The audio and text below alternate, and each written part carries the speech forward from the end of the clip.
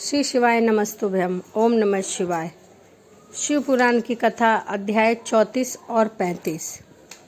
ब्रह्मा जी कहते हैं, नारद तदंतर वशिष्ठ जी ने प्राचीन काल के राजा अनरण्य के द्वारा अपनी कन्या पदा का पिपलाद के साथ विवाह करने की तथा धर्म के वरदान से पिपलाद के तरुण अवस्था रूप गुण सदा स्थिर रहने वाले यौवन कुबेर और इंद्र से भी बढ़कर धन और ऐश्वर्य भक्ति सिद्धि एवं समता प्राप्त करने तथा पदा के स्थिर यौवन सौभाग्य संपत्ति और भ्राता के द्वारा परम गुणवान 10 पुत्रों के प्राप्त करने की कथा सुनाकर कहा, हे शैलेंद्र, तुम मेरे कथा के स्नातंत्र को समझकर अपनी पुत्री पार्वती का हाथ महादेव जी के हाथ में दे दो और मैना सहित तुम्हारे मन में जो क्रोश है उसे त्याग दो। आज से 1 सप्ताह व्यतीत होने पर अत्यंत शुभ और दुर्लभ मुहूर्त आने वाला है। उस समय चंद्रमा लग्न के स्वामी होंगे और पुत्र बुध के साथ लग्न में स्थित होगा। उनका रोहिणी नक्षत्र के साथ योग होगा। चंद्रमा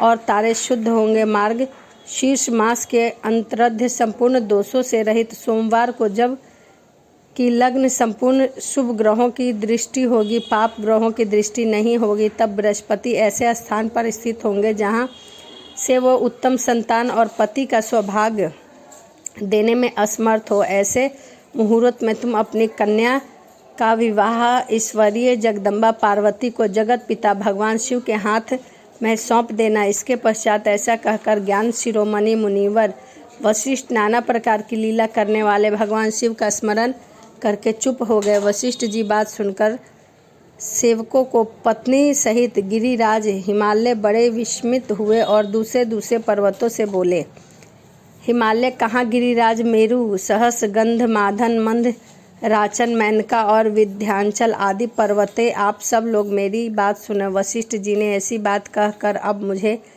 कहा है, अब मुझे क्या करना चाहिए? इस बात पर विचार कर आप लोग मेरे मन से बातों का निर्णय करके जैसा ठीक समझे वैसा करें। हिमालय की यह बात सुनकर सुमेरु आदि पर्वत भली भांति निर्णय करके उनसे प्रसन्नता पूर्वक बोले। पर्वत ने कहा, हे महाभाग, इस समय विचार करने से क्या लाभ? जैसा ऋषि लोग कहते हैं उनके अनुसार ही कार्य करना चाहिए। वास्तव में वह कन्या देवताओं का कार्य सिद्ध करने वालों के लिए ही उत्पन्न हुई है, शिव के लिए ही अवतार हुआ है, इसीलिए वह शिव को ही दे दो। इसीलिए रुद्रदेव की आराधना की और रुद्र ने आकर उनके साथ वार्तालाप किया तो उनका विवाह उन्हीं के साथ होना चाहिए।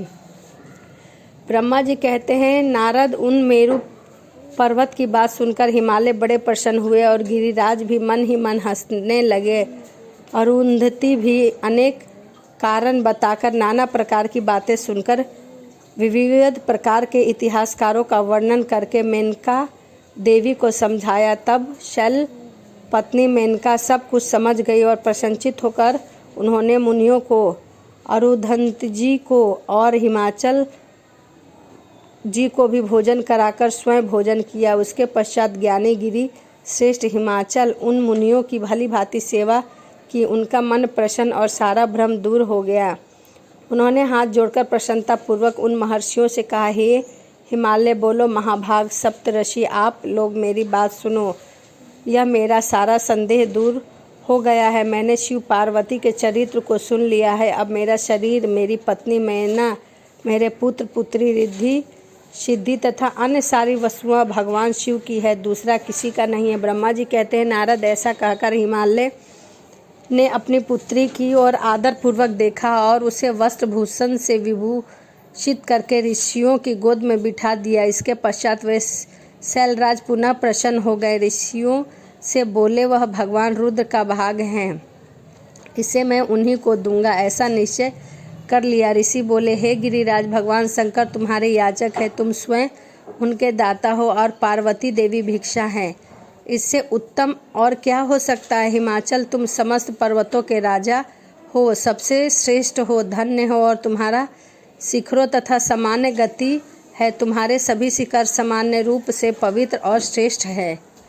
शिव पुराण की कथा अध्याय 34 और 35 अध्याय यहीं समाप्त होता है। अगली वीडियो में मैं आपके साथ 36वां अध्याय शेयर करूंगी। वीडियो आपको कैसी लगी कमेंट ज़रूर करिए। यदि आप चैनल में नए हैं तो चैनल को सब्सक्राइब ज़रूर करिए, लाइक करिए, शेयर करिए। इसी के साथ चलिए मिलते हैं अगली वीडियो में। हर हर महादेव, जय शिव शंभू।